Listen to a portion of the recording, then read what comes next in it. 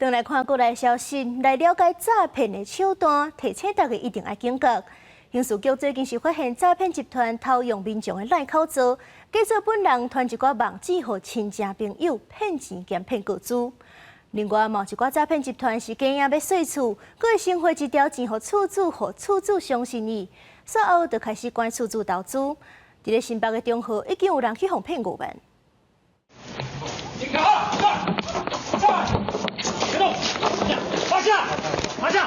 看时机到啊，警方随表明身份冲进去，把这诈骗集团的车手抓起来。起因是诈骗集团利用租厝名义，把这个县长的查某人联络到，并且取得信任了后，请县长的查某人进行虚拟货币投资。伊无怀疑先汇5万，sonra来诈骗集团佫要求对家投资160万。县长的查某人感觉唔对，所以赶紧向警方报案。接同张女与诈欺集团面交，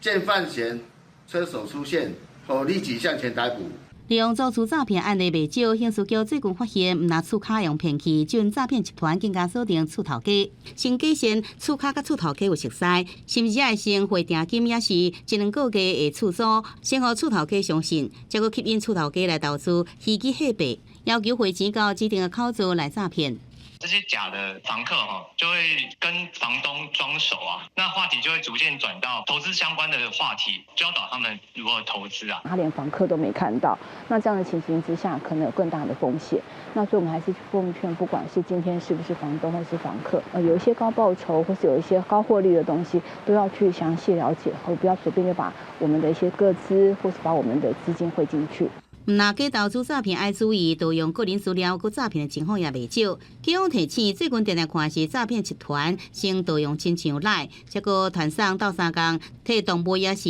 囝儿在家竞赛网络票选的信息，互被盗用赖的通讯录的亲戚朋友，骗民众投票了后输入赖，也佮密码，加上个电话一摆成验证号码，再佮盗取民众的赖，也会顺势发这个信息，也是敲电话，互伊的亲戚朋友借钱，互民众拿赖互骗去，也可能钱互骗去。记者综合报道。